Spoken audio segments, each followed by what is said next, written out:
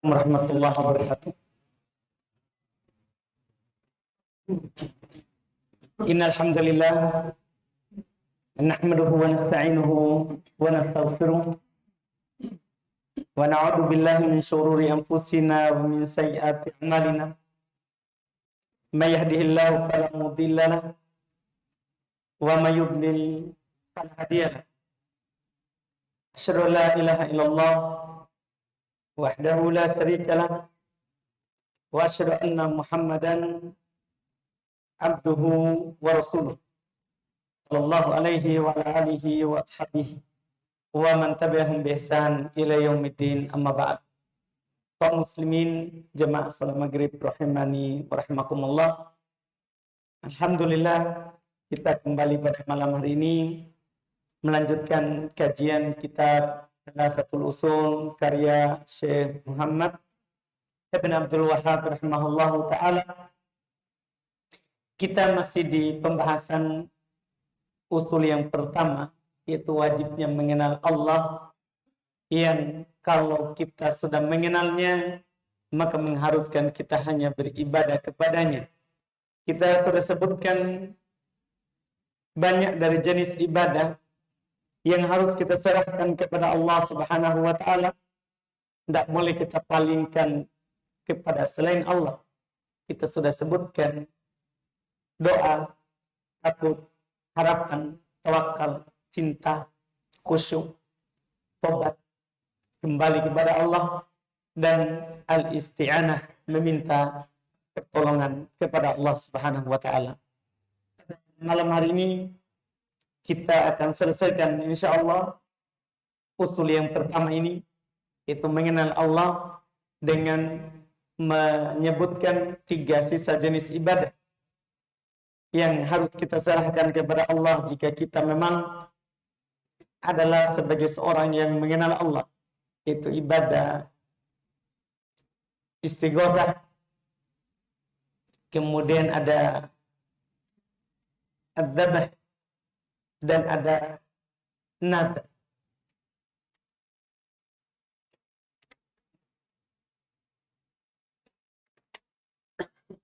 Kata beliau rahimahullahu ta'ala, wa dalilul istighatsah, dalil bahwasanya al-istighatsah itu semakna dengan isti'anah, meminta pertolongan. Cuman isti'anah meminta pertolongan yang umum, senang ataupun susah.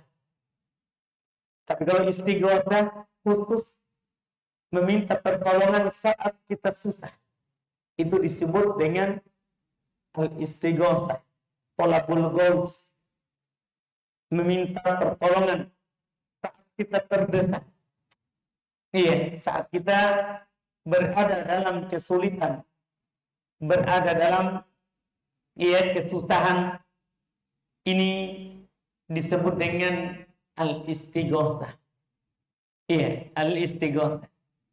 Al-istighatsah ini sebagaimana kita sebutkan sebelumnya dari isti'anah, itu merupakan jenis dari ibadah. Dan meminta jalan keluar kepada Allah saat kita susah, itu adalah bentuk kita merendahkan diri kepada Allah. Karena talabul ghauts ini permintaan yang disertai dengan rasa butuh kepada Allah. Kita merasa kita tidak bisa keluar dari masalah yang kita hadapi kecuali dari bantuan Allah. Dan kalau sudah seperti itu, Allah jamin Allah akan mengabulkan untuk kita. Allah berfirman, "Id tastaghithuna rabbakum fastajaba lakum." Ingatlah ketika kalian beristighatsah kepada Rabb kalian, maka Allah jawab untuk kalian. Istighatsah ini sama dengan isti'anah. Dia terbagi 2. ada yang boleh dan ada yang tidak boleh meminta bantuan dan meminta pertolongan ini. Ada yang hanya hak Allah dan ada yang boleh kita minta kepada makhluk. Apa itu yang boleh kepada makhluk? Kata para ulama, al-istighatsah bil makhluk al-hadir al-hayy fima yaqdiru alaih. Kita meminta bantuan saat kita susah kepada makhluk, kepada yang sesama kita. Dia hadir hidup. Ini boleh dengan syarat ada perkara yang dia mampu. Itu syaratnya. Boleh kita meminta bantuan kepada teman kita, kerabat kita, keluarga kita, atau orang secara umum. Jika dia hadir, ada di hadapan kita. Terus dia hidup. Kadang-kadang ada di hadapan tapi mati. Terus hal itu mampu dia. Boleh kita meminta pertolongan kepadanya. Ini hal yang boleh kita minta kepada sesama kita. Dan yang kedua, yang tidak boleh kepada sesama kita, yaitu al-istighatsah bil makhluk fima la yaqdiru alaihi illallah. Kita meminta pertolongan kepada makhluk sesama dengan kita yang tidak ada yang mampu untuk mewujudkannya kecuali Allah. Iya. Kita minta tolong supaya dikasih anak, dikasih rezeki, dihidupkan atau dimatikan, disembuhkan sakit atau sakitkan. Ini tidak ada yang mampu kecuali Allah. Maka ini harus kepada Allah. Meminta bantuan dan pertolongan seperti ini harus kepada Allah. Kapan kita memintanya kepada selain Allah, maka kita telah jatuh dalam yang namanya syirik, menduakan Allah dalam ibadah. Karena ini jenis ibadah. Ketika kita minta kepada Allah hal yang tidak mampu kecuali Allah, berarti kita beribadah. Berarti kita beribadah. Dan kalau ini adalah bentuk dari bentuk ibadah, maka siapa yang menyerahkan kepada selain Allah, apakah itu jin atau manusia atau orang yang tidak ada di hadapan kita atau sudah meninggal, maka ini menduakan Allah dengan orang itu. Menduakan Allah dengan orang itu. Ini bentuk dari bentuk istighatsah. Jadi tidak dilarang secara mutlak kita meminta bantuan kepada sesama kita. Enggak. Iya. Salah juga kalau ada yang bilang, enggak boleh kamu meminta kepada selain Allah. Enggak, dirinci. Kalau orang itu mampu melakukannya, dia hidup, ada juga di hadapan kita. Boleh. Tapi kalau dia tidak mampu melakukannya, maka tidak boleh kita minta kepadanya. Tidak boleh kita meminta kepadanya. Iya, ini jenis ibadah juga yang belum sebutkan. Yang berikutnya, wa dalilud dzabih. Dalil menyembelih. Menyembelih itu termasuk dari bentuk dan jenis dari ibadah. Tapi sebentar kita akan jelaskan menyembelih yang bagaimana itu jenis ibadah. Karena dalilnya adalah qaul Ta'ala. Dalil kalau menyembelih itu adalah ibadah, firman Allah. Qul inna salati wa nusuki wa mahyaya wa mamati lillahi rabbil alamin. Katakanlah wahai Muhammad kepada umatmu, sesungguhnya salatku, wa nusuki dan sembelihanku. Digandakan antara salat dan sembelih. Antara salat dan sembelih. Itu menunjukkan dia adalah ibadah. Demikian pula surat yang sering kita hafal, sering kita baca. Fasholli li rabbika wanhar. Salatlah untuk Rabbmu dan menyembelihlah karena Rabb. Ini menunjukkan dia ibadah karena perintah Allah. Makanya kata Allah, "Qul inna salati wa nusuki." Katakanlah sesungguhnya salatku dan sembelihanku. Wa mahyaya wa mamati, hidupku dan matiku lillahi rabbil alamin, miliknya Allah, Rabb alam semesta. Hanya milik Allah, Rabb alam semesta. Berarti tidak boleh kepada selain Allah. Apalagi dalil dari sunnah wa minas sunnah, dari hadits Nabi sallallahu alaihi wasallam, la'anallahu man dzabah li ghairillah. Allah melaknat orang yang menyembeli untuk selain Allah. Dilaknat orang yang menyembeli untuk selain Allah.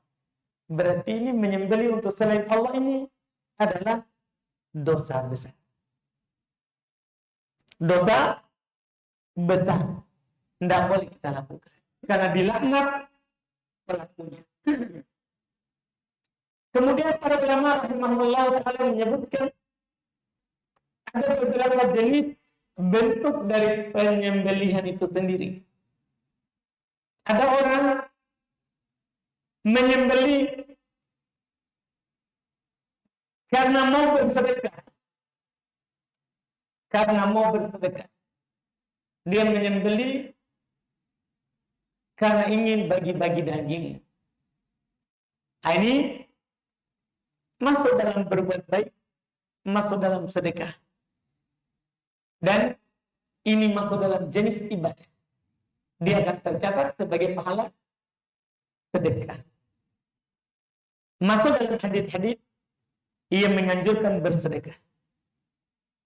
Kemudian yang kedua, menyembelih karena ada hal-hal yang membahagiakan. Seperti dia menikah, atau masuk rumah baru, atau kedatangan tamu, dia berbahagia dengannya, atau semisalnya dia mengumpulkan kerabatnya orang-orang karena dia bahagia. Kebahagiaan ini juga bentuk menyembelih, tidak mengapa, boleh untuk menampakkan kebahagiaan. Iya, untuk menampakkan kebahagiaan. Ini yang kedua, menyembelih yang boleh. Yang ketiga, ada orang menyembelih karena mau makan daging. Tidak ada acara walimah, pernikahan atau masuk rumah baru. Tidak ada. Tidak ada juga keinginan untuk bersedekah, tapi dia memang mau makan daging saja. Hanya dia memotong hewan kurbannya. Apakah itu onta, sapi, kambing, ataupun ayam. Itu namanya semuanya menyembelih. Karena mau memakan daging. Ini juga tidak masalah. Boleh. Ia mubah hukumnya. Mubah hukumnya. Iya. Kemudian yang keempat, ini antara boleh dan tidak boleh. Ini yang terbagi dua. Kalau tiga tadi itu, hukumnya semuanya boleh. Sekarang yang keempat, hukumnya yang terbagi dua. Ada yang boleh, ada yang tidak. Itu adalah ala wajhi taqarrub wa ta'zim. Menyembelih karena ingin mendekatkan diri dan mengagungkan yang disembelihkan untuknya. Kita menyembelih karena mau mendekatkan diri kepadanya. Kita menyembelih karena mengagungkannya. Nah, ini yang terbagi dua. Kalau untuk Allah, maka itu ibadah. Kalau untuk selain Allah, itu syirik. Ini yang terbagi dua. Yang ini. Jadi menyembelih karena ada acara pernikahan, masuk rumah baru, karena kebahagiaan, mubah. Ada menyembelih untuk makan, karena mau makan daging, mubah. Iya. Ada menyembelih karena mau bersedekah, ya dianjurkan. Dianjurkan. Kemudian yang keempat, menyembelih karena mau mendekatkan diri dan karena pengagungan terhadap yang disembelih untuknya. Nah, ini yang begitu. Kalau karena Allah, maka itu adalah ibadah. Tapi kalau karena selain Allah, maka itu syirik. Ada orang menyembelih untuk pohon, untuk batu, sungai, laut, untuk kuburan, untuk jin. Syirik. Dia telah melakukan syirik, jatuh dalam penghambaan kepada selain Allah. Karena ada nilai penghambaan di situ. Ini pelakunya musyrik. Pelakunya keluar dari Islam. Pelakunya keluar dari Islam. Kenapa? Karena ini bentuk ibadah. Tidak boleh diserahkan kepada selain Allah. Pelakunya dilaknat. Masuk di hadis tadi. La'anallahu man dabaha li ghairillah. Allah melaknat orang yang menyembelih untuk selain Allah dan masuk neraka. Tentunya yang disembelih yang penting selain Allah. Bahkan kalau disembelih lalat, dia menyembelih lalat untuk mendekatkan kepada jin, mendekatkan dirinya kepada jin, mendekatkan dirinya kepada kuburan, neraka. Kata Nabi sallallahu alaihi wasallam, "Dakhala rajulun fi dubabatin nar." Ada seorang lelaki masuk neraka karena lalat. Masuk neraka karena lalat. Iya. Gimana itu? Nabi sampai malah di Koryatin, dia lewat di sebuah kampung. Kampung ini tidak dia biarkan orang lewat, itu harus menyumbang dulu. Maka ketika dia lewat, orang kampung itu bilang, "Korbi, sumbang." Dia bilang, "Saya tidak punya apa-apa. Saya tidak punya apa-apa. Tidak ada yang bisa saya sumbang." Penduduk kampung itu dia bilang, "Korbi walau dubaba." Korbankanlah walaupun seekor lalat. Walaupun lalat. Yang penting kamu berkorban saja. Baru kamu lewat. Akhirnya dia tangkap lalat. Dia korbankan untuk selain Allah.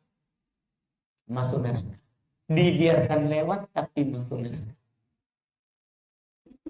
Sementara yang satu Nabi bercerita juga. Lawannya, temannya yang lain. Lewat di situ. Dibilang juga sama oleh orang kampung itu korib. Dia bilang, "Saya tidak punya." Dia bilang, "Korib walau berbapa." Kurbankan walaupun seekor lalat. Orang ini bilang, "Wama uqorribu li ghairillahi syai'an." Saya tidak akan berkorban untuk selain Allah sedikit pun, apapun itu. Akhirnya dia disembelih karena tidak mau berkorban.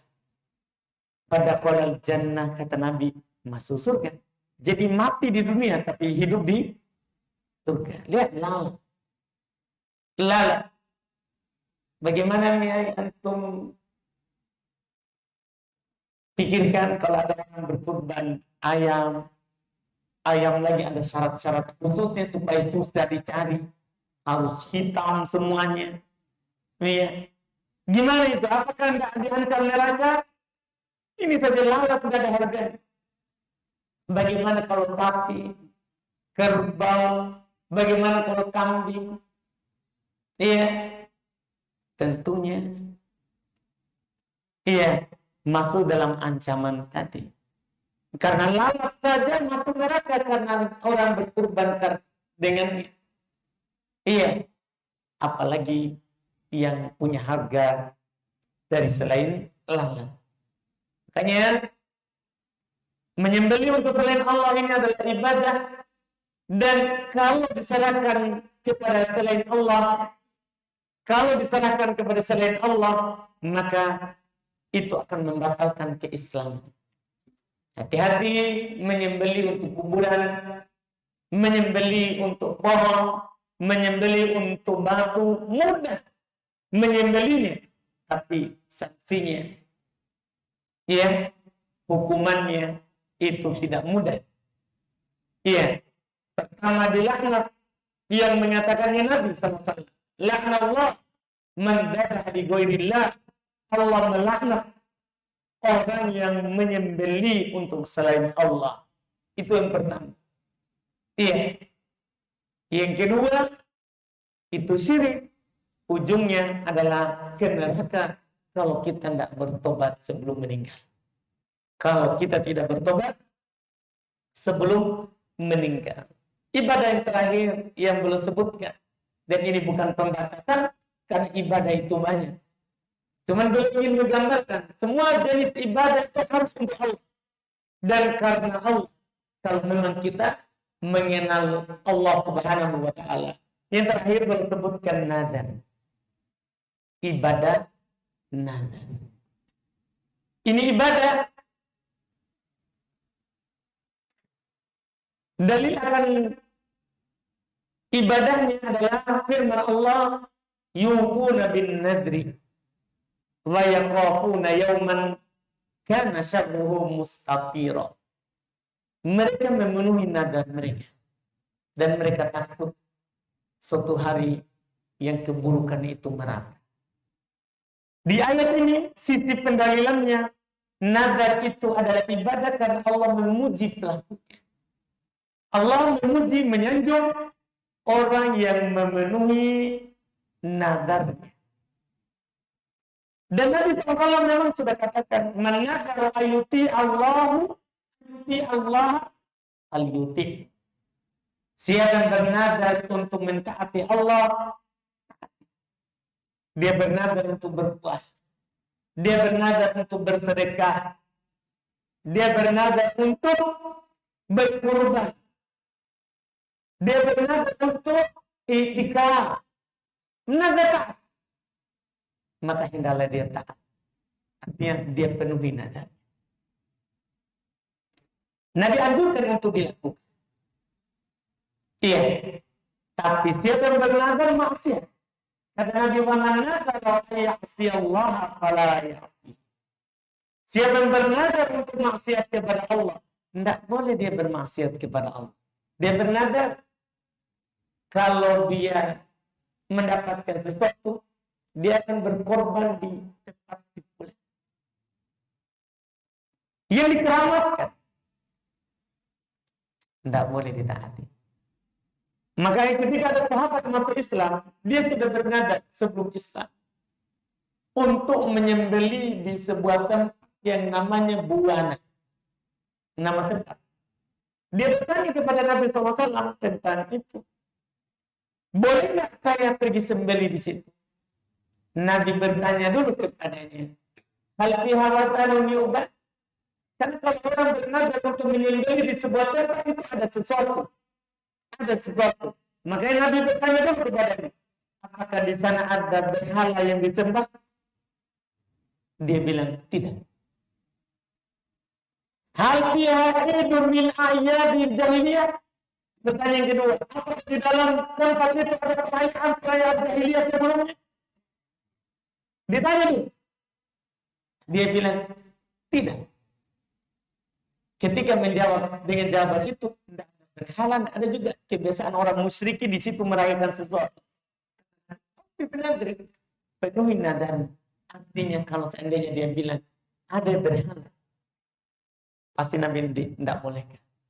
Atau ada perayaan biasa orang merayakan di situ, pasti Nabi katakan tidak boleh kamu lakukan. Ini menunjukkan bahwa nadar itu tidak boleh untuk selain Allah. Tapi kalau di situ adalah ada sembahan selain Allah yang orang biasa sembah, tidak boleh kita berkurban di situ. Tidak boleh. Kata Nabi, man nadara ayyaksi Allah la yaksihi. Siapa yang bernadar untuk memaksiati Allah, jangan dia bermaksiat. Iya. Jangan dia bermaksiat. Tidak boleh. Ini tidak dibolehkan. Ada orang bernadar, ini kalau saya lulus, saya akan pergi berdoa di kuburan fulan, kuburan yang dikeramat. Tidak boleh. Iya, karena doa itu ibadah, harus kepada Allah, tidak boleh di kuburan.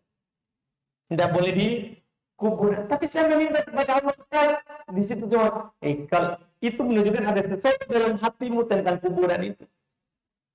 Iya, karena doa itu di mana saja, kapan saja. Kenapa harus ke kuburan? Kenapa harus ke kuburan? Iya. Ini yang perlu kita ketahui dari jenis-jenis ibadah. Dan selain ini, dari jenis-jenis ibadah yang tentunya seluruhnya tidak boleh kita serahkan kepada selain Allah. Harus murni kepada Allah. Harus murni kepada Allah. Kapan kita menyerahkannya kepada selain Allah, maka kita masuk ke dalam yang namanya syirik. Maka kita masuk dalam mengambil tandingan untuk Allah Subhanahu wa ta'ala, yang mana kita alhamdulillah sudah kita membaca dalil-dalil dari Al-Quran, kemudian dari hadis Nabi SAW, bahwa kita dalam bentuk ibadah itu harus murni karena Allah, ya, dan kepada Allah, untuk mendekatkan diri kepadanya. Nah, dengan ini selesai asal yang pertama yang wajib kita tahu. Kemudian kita akan masuk setelah itu ke asal yang kedua, mengenal agama Islam yang kita pegang. Apa itu Islam? Apakah rukun-rukunnya? Nah, ini harus kita tahu. Jangan sampai kita bilang saya orang Islam, tapi ketika ditanya apa itu Islam, kita tidak tahu menjawabnya di dunia ini, apalagi nanti di kuburan. Karena nanti kita akan ditanya, madinuk, apa agamamu? Apa agama? Nah, ini kita ambil nanti insya Allah. Kita mulai di pertemuan yang akan datang. Alhamdulillah.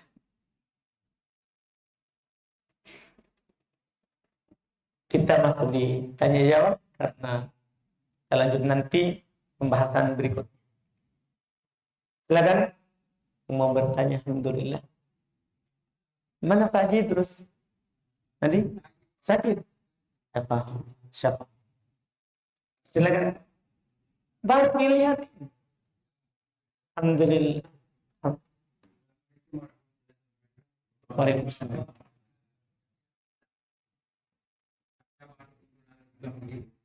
Ini pertanyaan saya yang mengenai tadi potongan. Bagaimana niatnya atau bagaimana? Karena di kampung banyak juga yang memotong harinya untuk mengumpulkan. Niatnya bagaimana? Orang mati atau mengumpulkan orang banyak? Baik. Mengumpulkan semua orang di kampung-kampung banyak. Baik. Kemudian yang kedua, sekarang ini saya lihat ini kan sekarang masyarakat pemimpin ini semua.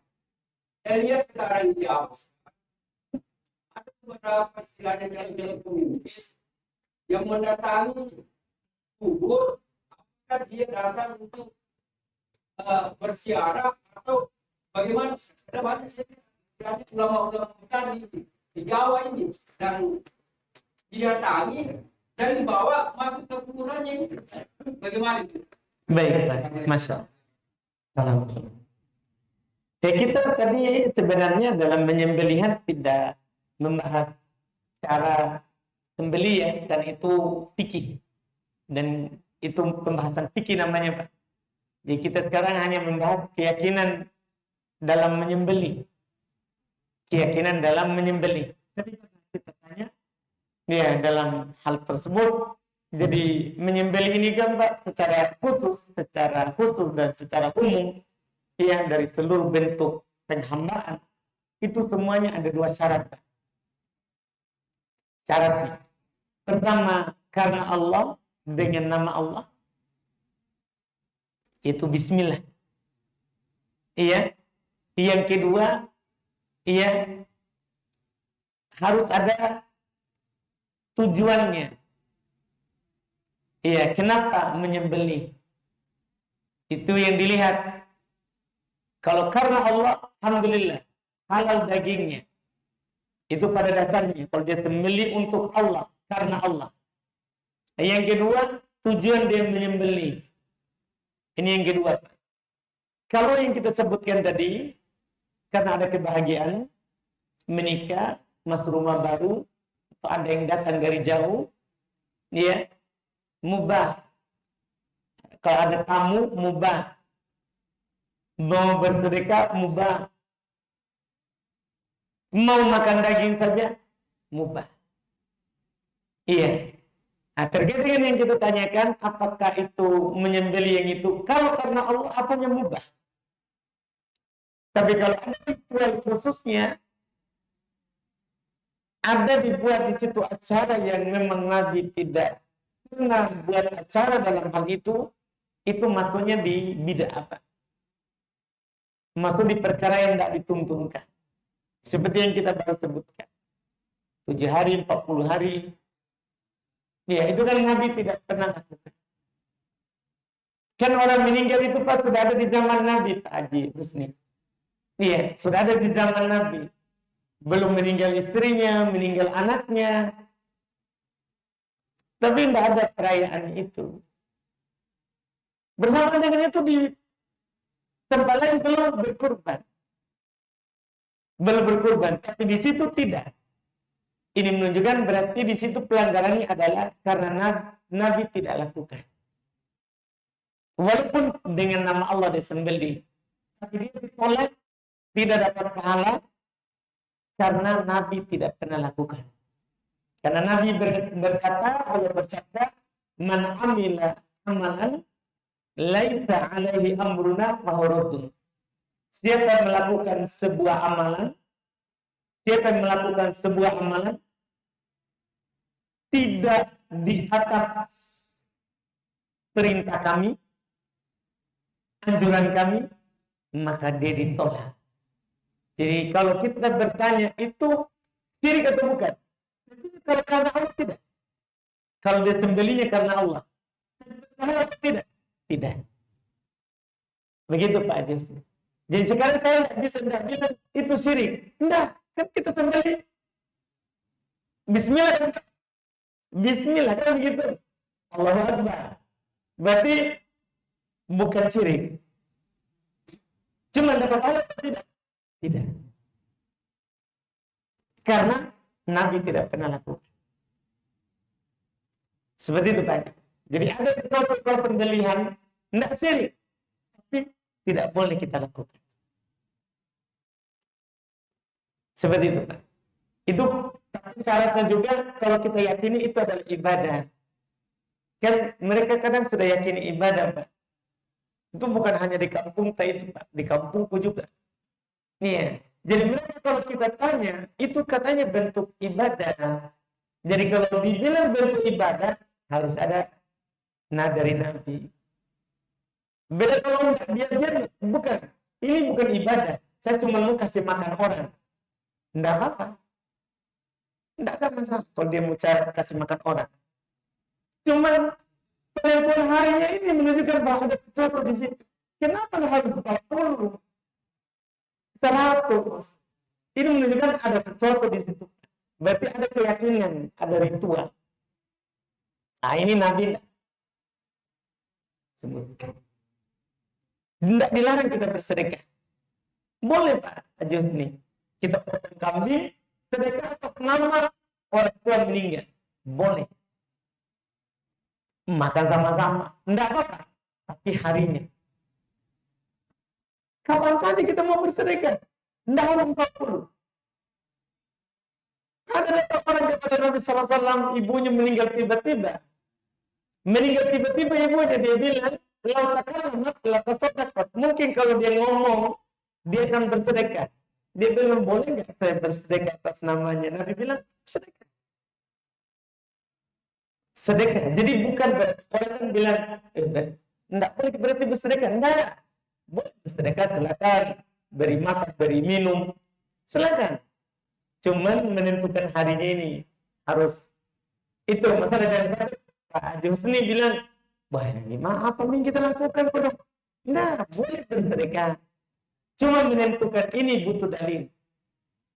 Seperti itu Pak Haji. Baik. Untuk yang kedua, itu masuk dalam bab tabarruk kita tadi itu. Bab mengambil berkah. Keberkahan itu kan Pak hanya miliknya Allah. Kan begitu. Tidak ada orang di dunia ini yang dinyatakan berberkah badannya kecuali Nabi SAW. Badannya. Kalau ilmu, keberadaan, manfaat, bukan berkah. Tidak ada orang yang berberkah badannya kecuali Nabi SAW.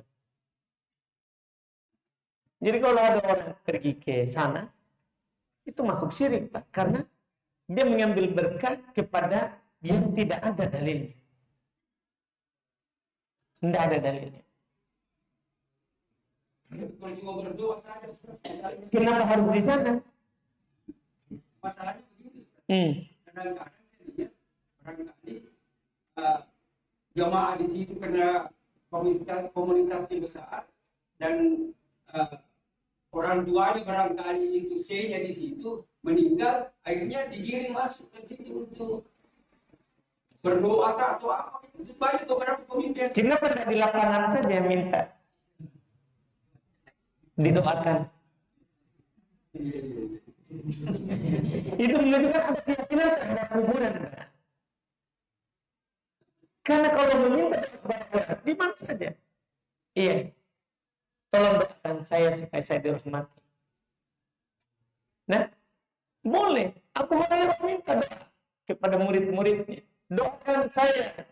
Anak-anak dia minta. Anak-anak itu doakan Abu Hurairah. Allahumma arham Abu Hurairah. Dia bilang amin. Tidak apa-apa meminta doa kepada orang yang ada di hadapan kita. Tidak apa-apa. Tapi meminta doa di kuburan itu yang apa-apa. Itu yang masalah. Kalau memang karena di situ komunitasnya banyak, kenapa tidak di lapangan saja supaya tidak desa-desakan? Baru bilang, tolong doakan saya supaya saya diberkahi umur. Kan supaya enak. Alhamdulillah. Masih ada? Silakan Mbak.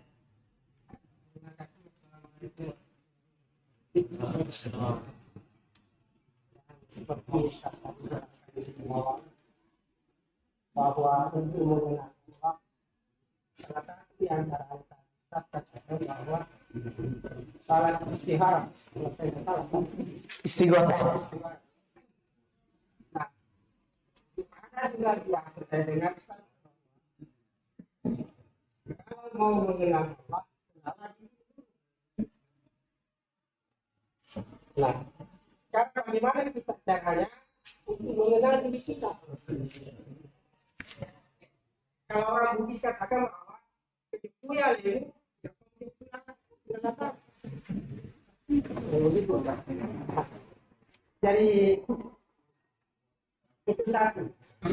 Yang lain saya katakan bahwa seperti yang kita jelaskan tadi bahwa semua penyembelihan kalau tidak dibarengi dengan apa, saya kira juga tidak boleh dimakan atas nama karena Nabi membangkang. Baik, Masya Allah. Ya, Baik. karena kalau bukan dengan nama Allah itu bangkai. Karena bukan atas nama Allah. Saya kira itulah yang sementara saya ingin perjelas dari Ustaz. Baik. Alhamdulillah. Jadi untuk yang pertama tadi yang boleh sebutkan apa tadi? Mengenal Allah, kenali dirimu. Betul itu yang kita bilang, yang di bahasa orang Bugis tadi. Memang ada Qur'annya itu Pak. Wa fi anfusikum afala tubsirun. Pada diri kalian tidak kalian melihat. Coba lihat dirimu, maka kamu akan mengenal Allah. Hidungmu hadap ke bawah, ada dua lubangnya. Bagaimana kalau hadap ke atas? Nah, ada telingamu di samping kiri dan kanan, terus di sini. Kalau dipangkat telinganya, begitu maksudnya. Ini sempurna, ini ciptaan. Sempurna ini ciptaan. Maka kita akan mengenal sempurnanya ini yang mencipta. Itu maksudnya, Pak. Jadi kalau kita lihat diri kita ini,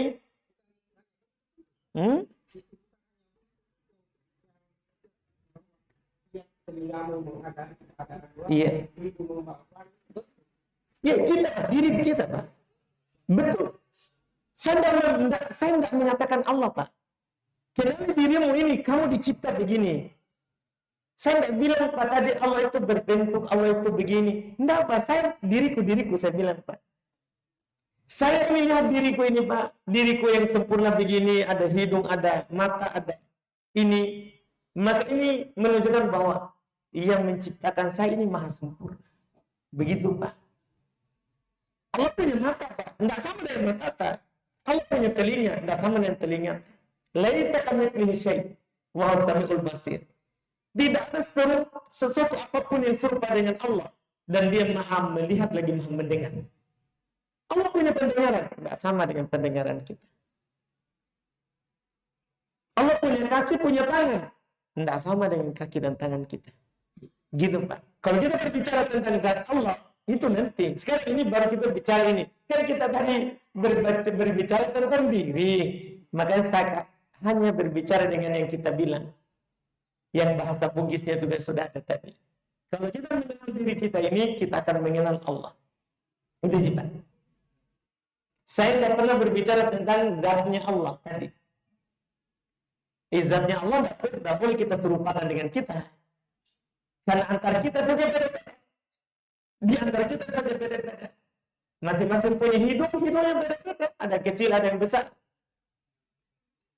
Begitu. Apalagi antara makhluk dengan Allah otomatis berbeda. Cuma sekarang adalah pertanyaan kita supaya fokus bagaimana kita mengenal Allah. Kita bilang adalah kenali dirimu. Ya, betul. Itu dari Al-Quran. Wa fi anfusikum afala tubsirun. Pada diri kalian, tidakkah kalian melihatnya? Tidakkah kalian melihatnya? Itu yang pertama, betul itu ungkapan. Ya, betul itu ungkapan. Kemudian untuk yang kedua, inilah yang saya bilang tadi di Pak Haji Husni bahwa kita tidak berbicara tentang hukum dagingnya, hukum dagingnya dimakan. Tidak berbicara itu karena memang itu masalah fikih. Kita tadi cuma menyinggung niat dalam menyembelih ini, bagaimana yang benar dan bagaimana yang tidak benar. Hukum dagingnya betul Pak yang kita bilang bahwa kalau ada orang menyembelih bukan karena nama Allah, bukan karena nama Allah, Bismillah untuk selain Allah, bangkai. Betul yang Bapak bilang. Bangkai itu Pak, haram dimakan. Haram dimakan. Untuk mengetahui Ustaz bagaimana? Untuk mengetahui Ustaz. Iya. Kita punya ayat kita sendiri. Betul. Dia tidak membaca Bismillah Allahu Akbar. Tentu saja dia baik. Oh, baik. Itu lain, Pak. Ini kita berbicara orang menyembelih untuk selain Allah. Kalau yang di pasar, kalian baca Bismillah. Mungkin kalau kita ragu, tidak perlu kita cari tahu di sana. Oh, kita baca Bismillah aja itu. Ini Pak, kita berbicara yang di pasar. Kita berbicara orang menyembelih untuk selain Allah. Yang Bapak singgung, orang menyembelih untuk selain Allah. Bapak bilang, memang tidak boleh dimakan bangkai. Betul. Kalau kita berbicara hukum makan dagingnya, bangkai. Orang menyembelih untuk selain Allah, bangkai. Tidak boleh dimakan, haram dimakan. Untuk selain Allah, Pak. Bukan itu yang Bapak-Bapak di pasar. Karena itu, kalau kita ragu, Bismillah atau tidak itu? Tidak perlu kita tanya. Nanti kita makan, Bismillah nih Aji. Halal. Alhamdulillah. Seperti awalnya yang tidak pasti, tidak istilahnya tidak terkenal. Terakhirnya kita pakai Bismillah saja. Pakai Bismillah. Karena itu kan wajib karena Nabi ditanya begitu juga. Kami tidak tahu ini baca Bismillah atau tidak. Kata Nabi kepada Samillah antum, kalian yang baca bismillah kalau makan. Yang begitu. Tapi kalau kita lihat, Pak, memang dia sembelih untuk tolong. Dia baca bismillah tidak halal seperti Bapak bilang tadi. Itu bangkai. Begitu. Alhamdulillah. Jadi, silakan. Pembahasan pada hari ini tentang sehingga ada dan saya ingin juga mencoba untuk menjawab rasa ketidaktahuan saya. Yang pertama, seperti yang kita ketahui bahwa negara ini merupakan salah satu budaya. Dan salah satu bentuk budaya adalah penggunaan bahasa. Di Sulawesi Selatan ini Ustaz, ada beberapa penyematan khusus yang biasa kita dengar apabila kita menyebutkan nama Allah. Contoh kasus di suku-suku Makassar itu mungkin kita sudah tidak heran lagi ketika ada orang yang biasa menyebut kata yang Allah. Di suku itu biasa dia bilang uang Allah. Bagaimana sih memanakan tersebut? Apakah sesuatu yang dibolehkan? Sesuatu yang tidak dibolehkan? Apa itu maknanya kalam? Ada yang kita bawa. Nanti kita yang tanya. Satu julukan kepada orang yang dihormati atau sesuatu yang memiliki kekuasaan dengan kuat. Baik. Baik, tergantung. Mbak. Kalau kita menetapkan itu adalah nama atau sifat Allah, kita mau bilang bahwa Allah punya nama Karaing, Allah punya nama Uang, tidak boleh. Karena nama Allah dan sifat Allah itu hanya Allah yang tahu. Tidak boleh kita tetapkan sembarang. Betul begini. Insya Allah sebentar kita akan paham. Jadi saya suka itu kalau merinci supaya nanti kita tidak sembarang hukumi sesuatu. Iya. Jangan sampai kita hanya hadir hari ini, nanti tidak tekan depan kita nggak bertemu begitu. Kita keluar pulang ternyata nggak ada kita bawa. Jadi maksudnya, jadi kalau kita menetapkan itu sebagai nama, Allah punya nama Karai, Allah punya nama Kuang, tidak boleh. Tapi kalau itu mimbabil ikbar, hanya pengabaran, penghormatan, pengabaran biasa. Kita nggak pernah bilang Allah punya nama Kuang, Allah punya nama Karai.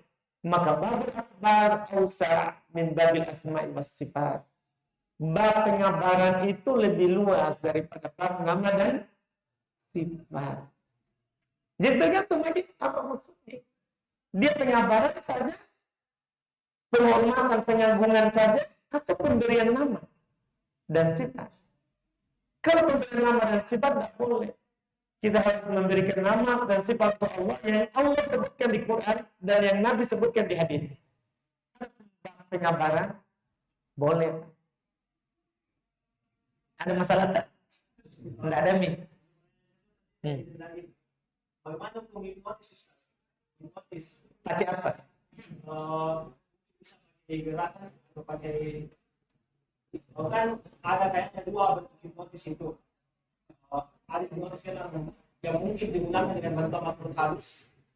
Dan ada hipnotis yang bisa kita lihat secara yang tidak pelajari secara ilmu psikologi.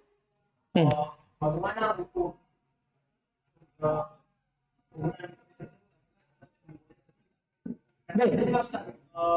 hipnotis digunakan untuk menyembuhkan seseorang. Dan ada juga hipnotis digunakan untuk memanipulasi pikiran seseorang atau digunakan dengan seperti pencurian. Baik. Kalau dari jin, menggunakan jin, syirik, haram. Itu syirik, mengkafirkan. Kalau menggunakan permainan kata, ya, kita bisa mendolimi orang. Kalau untuk mencuri, bisa mendolimi orang. Berdosa. Berdosa. Nah, jadi tergantung. Bisa dosa biasa, bisa syirik. Sudah Pak? Alhamdulillah. Baik, kita cukupkan. Subhanallah. Hamdik. Asyhadu an la ilaha illa anta astaghfiruka wa atubu ilaik. Assalamualaikum warahmatullahi wabarakatuh.